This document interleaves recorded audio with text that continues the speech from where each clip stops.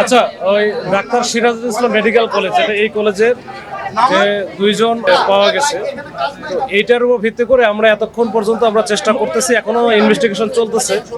তো এর মধ্যে যেটা আমরা এখন পাইছি যে এই যে প্রাইভেট কারটা যেটা ছিল, এইটার সূত্র ধরে আমরা প্রথমে আগাই এবং এইটার যে ঠিকানাটা পাই, এইটা এখানকার মালিককে আমরা শনাক্ত করতে পারি। মালিকের নাম হচ্ছে সৌরভ, তার বাড়ি হচ্ছে নোয়াখালীর চাটখিলে। তো সৌরভের সাথে কথা বলে এই যে যে দুইজন হচ্ছে আমরা অজ্ঞাতনামা লাশ আমরা পাইলাম, তাদের ব্যাপারে আমরা তাদের ছবি টবি দেখাই এবং তাদের ব্যাপারে বলে সে এই দুইটার আমরা শনাক্ত করতে পেরেছি। এই দুইজনের মধ্যে একজন হচ্ছে এই প্রাইভেট কারের ড্রাইভার, নাম হচ্ছে জাকির, ওই তার বাড়িও ওই নোয়াখালীর চাটখিলে। আর সাথে যেটা ছিল সেটাও জাকিরের মানে চাচাতো ভাই বা কাছের কেউ একই প্রতিবেশী হবে, তার নাম হচ্ছে মিজান। তো এই দুইজনের বয়স কাছাকাছি, 40-এর হয়তো বা আগে পরে হবে, 40-42 বছরের কাছাকাছি এদের বয়স। তো এই দুইজন মূলত গতকালকে আমরা সিসি ক্যামেরা যেটা দেখেছি এবং যেটা মালিকের সাথে কথা বললাম, মালিক নিজেও আসছিল গতকালকে মানে 10 তারিখে ভোর 5:32 তারা প্রথমে এখানে আসে একেবারে রিসিপশনে। আসার পরে গাড়ি নিয়ে ড্রাইভার চলে যায় বেসমেন্টে পার্কিংয়ের জন্য, আর দুইজন এখানে থাকে, একটা হচ্ছে মালিক সৌরভ, তার সাথে মিজান। দুইজন রিসিপশনে কথা বলে মিজান চলে যায় গাড়ির কাছে, মানে যেটা পার্কিংয়ের ওখানে, আর সৌরভ এখান থেকে বিদায় নেয়। তো সৌরভের সাথে আমরা কথা বলে যেটা জানছি যে সে আসলে আসছিল অন্য একটা কাজে।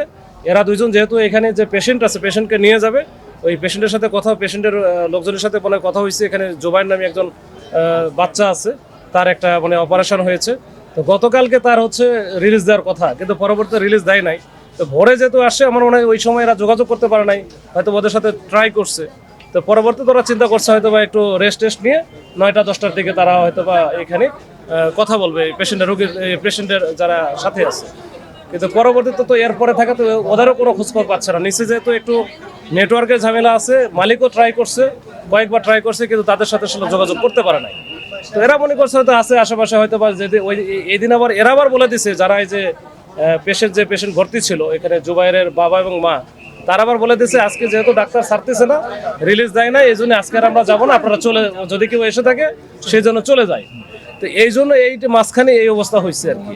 তো এখন যেহেতু আমরা ঠিকানাটা পেয়েছি, দুইটা অজ্ঞাতনামা লাশের আমরা শনাক্ত করতে পেরেছি, আমরা বাদ বাকি আমরা সিসি ক্যামেরা থেকে শুরু করে আমাদের যে টুলসগুলো আছে আমরা ব্যবহার করে আমরা এটা ফুল থরলি একটা ইনভেস্টিগেশন করতেছি। করার পরে আসলে বুঝতে পারবো এটার কি হয়েছে। টোটাল তাহলে 3 জন ছিল না?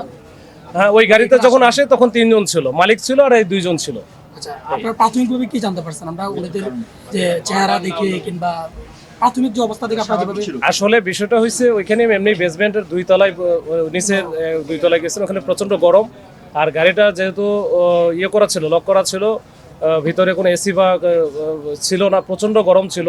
তো ওই জন্য যে লাশটা হয়তো 3 দিন বা 4 দিন পরে যে অবস্থাটা হয়, সেটা একদিনে কিন্তু হয়ে গেছে। তো আমরা মোটামুটি ক্যালকুলেশন করে দেখলাম 30 থেকে 32 ঘন্টা তারা এই গাড়ির ভিতরে ছিল। তো এইটার কারণে একটু লাশটা একটু ডিকম্পোস্ট হয়ে গেছে বা একটু অন্যরকম হয়ে গেছে, এটার কারণে বোঝা মুশকিল। তবে পোস্টমর্টমে গেলে হয়তো ডাক্তাররা দেখলে বুঝতে পারবে যে কোথাও অন্য কোনো ঝামেলা আছে কিনা।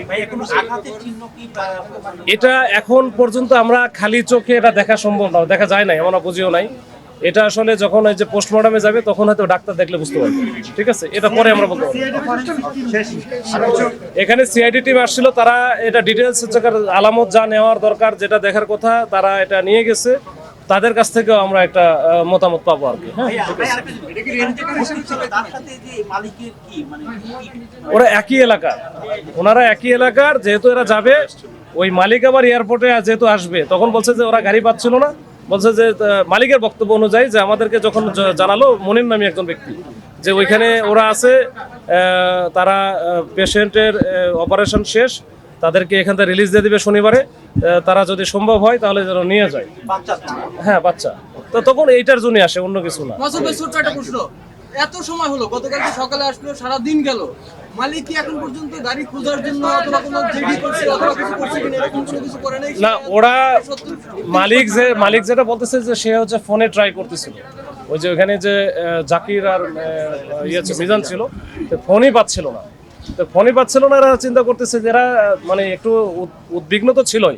আমরা যখন ফোন দিছি তখনও তো বলছে যে আসলে মানে ওরা কিন্তু আসলে কাল থেকে নাই, আমি পাচ্ছি না।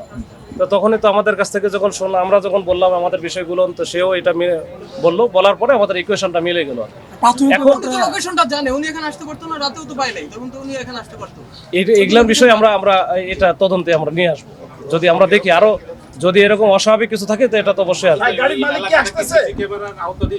কোনটা?